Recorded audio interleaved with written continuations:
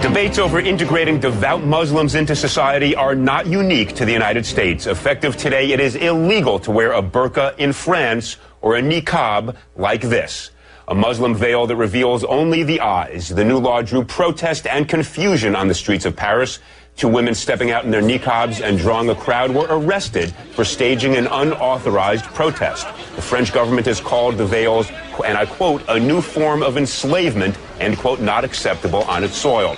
Many Muslims are enraged, but not all. I'm joined by Hiba Ahmed, a writer for the blog Muslim Matters, who's against the ban. She's in Albuquerque. And Mona El-Tahawi, a columnist on Arab and Muslim issues, who wants to see the ban extended everywhere. She's joining me from Washington. Welcome to you both. Let me begin, if I might, by quoting President Sarkozy of France in his justification for the law. It's kind of a remarkable statement. He says, and I quote, this is the President of France, "The burqa is not a religious symbol. It's a sign of enslavement, of debaseness. I want to say this solemnly. The burqa will not be welcome on the territory of the French Republic. We cannot accept in our country women imprisoned behind a mask, deprived of all social life, of their identity." So, Mona, let me start with you. You want to extend this ban across the world. Do you agree with President Sarkozy that merely because somebody wants to dress like this, they choose to dress like this, they shouldn't be permitted to do so? You know, Elliot, I detest Nicolas Sarkozy. I consider him right-wing and racist, but I also detest the niqab and I detest the face veil. And I say this as a Muslim woman. I think it represents an ideology that does not believe in Muslim women's rights to do anything but choose to cover her face. And I find that I believe that the niqab dangerously equates piety with the disappearance of women. And so I support banning it everywhere because it's not in the Quran. It's not an obligation for a Muslim woman to cover her face. And my talk with you now, with you seeing my face, is going to be very different than if I was sitting here with my face covered. I believe the human face is central to communication. Okay, Mona, the only thing I would observe, and I want to give Hiba a chance to jump in, of course, but I heard you use the singular personal pronoun I many times, and that I have no doubt you believe that, but why should your beliefs ban other people from wearing what they want to wear? That's what I don't get. Hiba, explain to me why you think the ban is a bad idea. I think that it's a bad idea because I think it's yet another example of men telling women how to dress, how to live their life. It's another way to try to control women, and to take it to a government level and to try to legislate the way that a woman dresses is not just wrong and against human rights, but it really violates the whole basis that the democracy and democratic countries are based on. This is a free choice. This is something that I choose to wear. I disagree that it's some right-wing ideology. It is something that is permitted in Islam. I have a master's degree in mechanical engineering, and I am free to do whatever I want, and this is a choice that I want to make. And just because somebody doesn't accept my interpretation of Islam or personally like it, doesn't mean that we can use laws to violate people's freedom of expression and freedom of religion. But let me just ask you this. When you go to the airport, you understand there are going to be obligations. They're going to have to check you for security like they check all the rest. When you get a driver's license, do they take a picture with or without your veil on? Absolutely. I want everyone to know that as a Muslim woman, as a Muslim in America, I am just as concerned about safety and security as everybody else, and I have no problem whatsoever accommodating any security issues that come about when I enter a bank, when I go to the airport, when I go to the DMV. I show my face, and actually in Islam, we are required to show our identity when we're in a court system giving testimony. This is absolutely something that is essential for the security and identification of people, but that doesn't mean that I should be banned completely from what I choose to do. Okay, Mona, let me jump in here. There are lots of types of dress that I look at and I don't like them. I think they're degrading. I think they're oppressive. Lots of things I see teenagers wearing that, I'm now viewed as old-fashioned by a lot of, my kids perhaps. I don't go around saying we should pass a law banning it. Isn't that fundamentally violative of the First Amendment? What possible reason can there be legally to say to somebody, you can't dress the way you want to dress? Actually, Elliot, the government does tell people how they can and can't dress all the time. You cannot walk outside naked. There are many states here in the U.S. where 3 or more people cannot be together in public with wearing a face mask.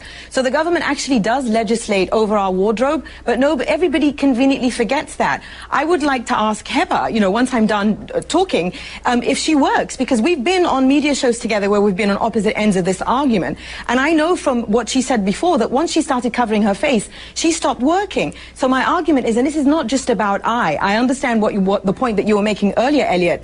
Feminist groups, many women's rights groups have made the point that what the niqab does in a society, especially for Muslim women, is that it creates a spectrum where that is the pinnacle of piety and that is the good Muslim woman. And so of course it affects me. In France, where this ban is going in effect, Muslim women's rights groups there support it because they find that Muslim women who live in the French housing projects have been put under tremendous pressure by the Muslim right wing to give into the niqab. And when they speak out, they are told, it's basically, they become these political pawns. Yeah, That's why I said I oppose Sarkozy, but I oppose this on women, because what choice do women have besides covering their face? This ideology doesn't recognize Muslim women's rights. Mona, I just have to push you on one thing here. There are certain prohibitions on the way people dress, or you mentioned nudity, that don't dress, that are in fact imposed upon us by law, but none of them that I'm aware of relates to a specific religion and says if you are a devout member of a religion, you cannot dress in a way that is you are obligated to practice your religion, your choice of faith. Can you think of any example like that? Because I can think of 1,000 other laws, if this were upheld, that suddenly we would limit all sorts of things that people do for their religious beliefs because we don't agree with it. Wouldn't that be a very dangerous thing to do? See, this is, I think, where these right-wing interpretations of religion get a free pass, because everybody says, well, it's my religious obligation. It's my religious right to do this. Let's look really at what we're talking about here. We're talking about the disappearance of women justified in the name of them becoming closer to God. So the closer you want to become to God, the less of you, the more you disappear. But this Mona, is not accepted by the majority of Muslim schools of thought. Well, one at a time. I completely disagree. Guys, one at a time. Habib, Hiba, jump in. Tell us, has anybody forced you to do this? Is this something you're doing of your own free will? Nobody has forced me to do this, and I really have to disagree with the statistics that Mona is trying to put forth, because studies have shown that there are only 2,000 women in France that wear the niqab. The majority of them are converts who converted to Islam and are voluntarily choosing to do it. This is my choice. Nobody can force me to take it off. I would not take it off even if you paid me to do it. And the fact of the matter is that I have never met a single Muslim woman in all of my travels around the world that is being forced to wear it. I understand Mona does not like it and does not want to wear it personally, but she keeps talking about her own feelings about it, and she wants to use the law to support it. If she wants a diversity in Islamic belief, then she has to accept my version just like she wants me to accept hers. Mona, let me ask you this question. Do you have any evidence to support your statement that women are forced to wear this? And let me ask you this. If women are being forced to do something they don't want to do, there is recourse other than banning this entire mode of dress that is chosen, as we just heard from Hiba, by people who do choose to wear it of their own free will.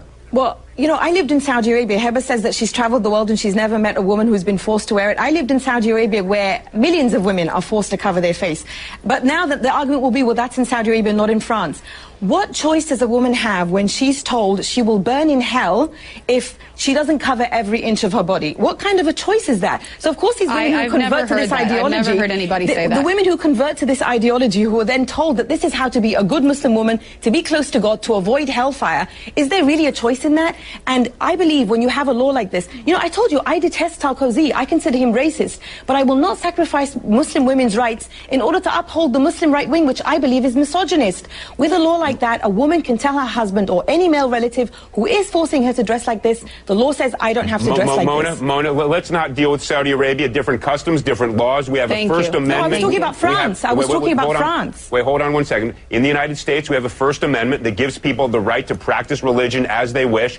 Do you not think that a law that in the United States that would ban this form of dress would violate the First Amendment permission to practice religion as each individual sees fit? Well, this comes back to religion again. Everything is allowed just because someone says it's their religious belief. You know what I think? No, Mona, you're going to jump in. Hold 1 second. It's banned or permitted until there is some compelling state interest on the other side, but it's got to be an overwhelming interest. What is the overwhelming interest that would justify us in banning a type of dress that people choose as a result of their religion? Well, all the reasons I just gave you, but I will repeat. I believe that this is genuinely harmful to Muslim women because it creates this pinnacle of piety in which a Muslim woman is told, this is the closest you can get to God, and she's disappeared. I'm no longer here. You don't even know who I am. The face is central to communication. And not just that, it objectifies women. The pinnacle of objectification. Look, I agree with much of what you're saying, but not as a matter of law. Hiba, you know, you get the last word. You haven't gotten a fair time on this one. Give it best 15 seconds you've got. Thank you. Basically, I want people to know that when I choose to cover this way, it's because I am fighting against a systematic oppression against women in which women's bodies are being sexualized and objectified. This is a different perspective and a different form of empowerment in which I think when I'm in public, my sexuality is in my control and people have to deal with my brain and who I really am and not judge me by my body. And if we want to really talk about the oppressive situation of women, let's talk about all of the eating disorders, all of the plastic surgery, all of the unhealthy diets that are being done, all in the name of having the perfect body. To me, this is liberating and this is empowering. Mona keeps saying, I believe, I believe, I believe. Well, we don't make laws based on what Mona believes or what anybody believes. All right, guys, it's based on whether or not. This is clearly not an issue we're going to resolve in the next 10 seconds. I want to thank you both, Hiba Ahmed and Mona Eltahawy. Clearly a passionate and important debate.